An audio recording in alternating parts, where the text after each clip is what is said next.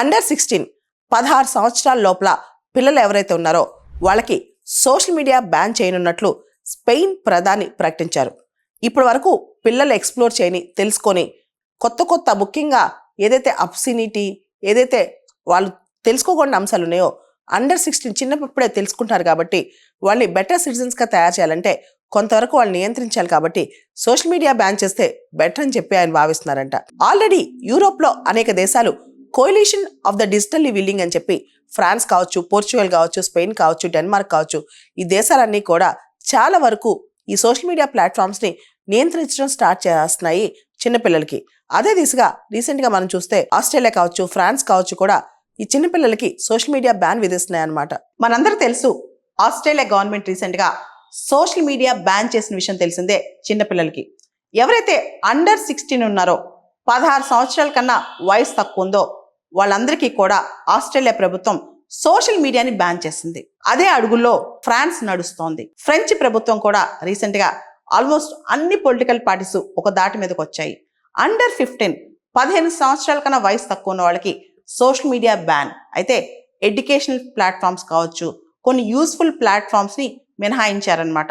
అంతేకాదు social media అనేది యువత మానసిక పరిస్థితి మీద చాలా ప్రభావం చూపిస్తుందని, ముఖ్యంగా అమ్మాయిల ఎమోషనల్ స్థితిగతులు కూడా సోషల్ మీడియా వల్ల, ముఖ్యంగా టిక్ టాక్ కావచ్చు, ఇన్స్టాగ్రామ్ కావచ్చు, ఇట్లాంటి వాటి వల్ల అమ్మాయిలు కూడా మానసికంగా చాలా దుర్భరంగా మారుతున్నారని చెప్పి కూడా ఫ్రెంచ్ ప్రెసిడెంట్ ఇమ్మాన్యుయల్ మ్యాక్రాన్ అన్నారు. అమెరికన్ ప్లాట్ఫామ్స్ కి లేదా చైనీస్ టిక్ టాక్ లాంటి వాటికి మా పిల్లలు ప్రభావితం చెందకూడదు, మా పిల్లలు ఇన్ఫ్లుయెన్స్ అవ్వకూడదు, వాళ్ళు చాలా ఫ్రీగా పెరగాలి, వాళ్ళ మైండ్స్ మ్యానిపులేట్ అవ్వకూడదు, వాళ్ళు ఎమోషనల్గా డ్రెంచ్ అవ్వకూడదు అని చెప్పి ఇమ్మాన్యుయల్ మ్యాక్రాన్ చెప్పుకొచ్చారనమాట. మనకు తెలుసు సోషల్ మీడియా అనేది పిల్లలు అతుక్కుపోతున్నారు, స్క్రీన్ టైం విపరీతంగా పెరిగిపోతుంది. సోషల్ మీడియాలో కూడా రకరకాల ప్లాట్ఫామ్స్ పిల్లల మైండ్స్ని డైవర్ట్ చేస్తున్నాయి. ముఖ్యంగా ఫోకస్ తగ్గిపోతుంది, చదువు పోతుంది. అంతేకాదు సోషల్ మీడియా అడిక్షన్ స్టార్ట్ అయిపోయాయి, పీర్ కంపారిజన్స్ పెరిగిపోయాయి. దాంతోపాటు పిల్లలందరూ కూడా ఎక్కువ మంది నైట్ టైం స్క్రీన్ టైం చూడటం వల్ల డే మొత్తం టైం వేస్ట్ చేసుకుంటున్నారనమాట. కళ్ళు పాడైపోతున్నాయి, ఒళ్ళు పాడైపోతుంది, మైండ్ పాడైపోతుంది సోషల్ మీడియా వల్ల. ఫ్రెంచ్ ప్రభుత్వం ఇప్పుడు సెకండ్ గవర్నమెంట్ అనమాట. ఇంతకుముందు ఆస్ట్రేలియా ప్రభుత్వం ఈ పనిచేస్తుంది, ఇప్పుడు ఫ్రాన్స్ ఈ పనిచేస్తుంది. దాదాపు మనం చూస్తే ఫ్రాన్స్లోని లోయర్ హౌస్ నేషనల్ అసెంబ్లీలో కంప్లీట్గా ఆల్మోస్ట్ చాలా తక్కువ మంది దీన్ని అపోజ్ చేశారు, ఆల్మోస్ట్ అందరూ దీన్ని సపోర్ట్ చేశారనమాట.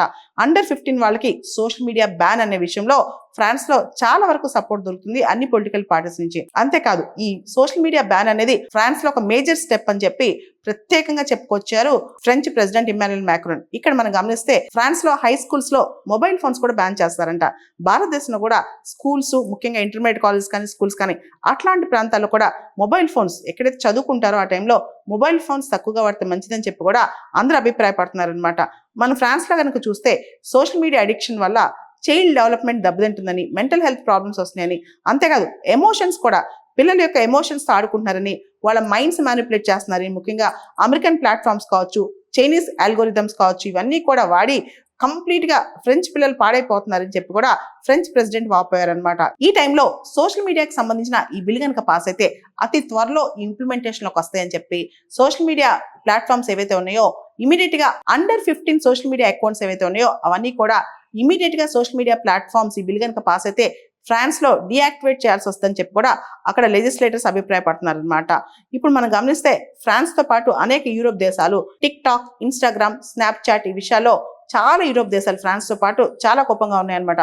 ప్రత్యేకంగా చూస్తే ఆడపిల్లల యొక్క మానసిక స్థితిగతులు కూడా ఈ ప్లాట్ఫామ్స్ వల్ల చాలా ఇబ్బంది పడుతున్నాయంట. సైబర్ బుల్లింగ్ కావచ్చు, వాయిలెంట్ కంటెంట్ కావచ్చు, అబ్సీన్ వల్గర్ కంటెంట్ కావచ్చు, ఇవన్నీ కూడా 10 సంవత్సరాల్లో పిల్లలే తెలుసుకుంటున్నారు. కాబట్టి ఇవన్నీ చూస్తే కనుక మనం ఎక్కడున్నాం, ఏ పొజిషన్లోకి వెళ్తున్నాం, ప్రపంచం ఎటుపోతుంది అని చెప్తున్నారు అనమాట. అయితే ఈ డ్రాఫ్ట్ బిల్ ఏదైతే ఉందో ఫ్రాన్స్ లో అండర్ 15 కి సోషల్ మీడియా బ్యాన్ డ్రాఫ్ట్ బిల్లో ఎన్సైక్లోపీడియాస్ కావచ్చు, ఎడ్యుకేషనల్ ప్లాట్ఫామ్స్ కావచ్చు, ఇలా కొన్నిటికి మినహాయింపు ఇచ్చారనమాట. అయితే ఇక్కడ పెద్ద ప్రశ్న తలెత్తుంది. ఆ ప్రశ్న ఏంటంటే చాలా మంది ఈ సోషల్ మీడియా ప్లాట్ఫామ్స్ లో జాయిన్ అయ్యేటప్పుడు వాళ్ళ ఏజ్ ని తప్పుగా చూపిస్తారనమాట. దానికి అథెంటికేషన్ ఏంటి, ఆ పిల్లలు ఆ పేరెంట్స్ అప్రూవల్ తో జాయిన్ అవుతున్నారా లేదా పేరెంట్స్ అకౌంట్స్ నుంచి పిల్లలు యాక్సెస్ చేస్తున్నారేమో, ఇలా రకరకాలు ఉన్నాయన్నమాట. దాంతోపాటు ఫ్రాన్స్ కానీ ఆస్ట్రేలియా కానీ అసలు అండర్ 15 కానీ అండర్ 16 పిల్లలకు సంబంధించి వాళ్ళ ఏజ్ని ఎలా నిర్ధారిస్తారు, అంటే సోషల్ మీడియా వాళ్ళు తప్పు డేటా ఇచ్చినప్పుడు దాన్ని ఏ విధంగా క్రాస్ చెక్ చేస్తారు, ఇలాంటివన్నీ కూడా ఆలోచిస్తున్నారనమాట. ఇండియా లాంటి దేశంలో కూడా సోషల్ మీడియా ప్రభావం వల్ల ఎక్కువగా అంటే సోషల్ మీడియా ఖచ్చితంగా అవసరమే, కానీ సోషల్ మీడియాలో ఉన్న నెగిటివిటీస్ పిల్లలు చాలా ఫాస్ట్గా అట్రాక్ట్ అవుతున్నారు అనమాట. దాంతో చాలా మంది ఎగ్జామ్స్ ఫెయిల్ అవుతున్నారు, చాలా మంది వాళ్ళ పర్ఫార్మెన్స్ పోతుంది, అంతేకాదు లైఫ్లో ఫోకస్ మిస్ అవుతుంది.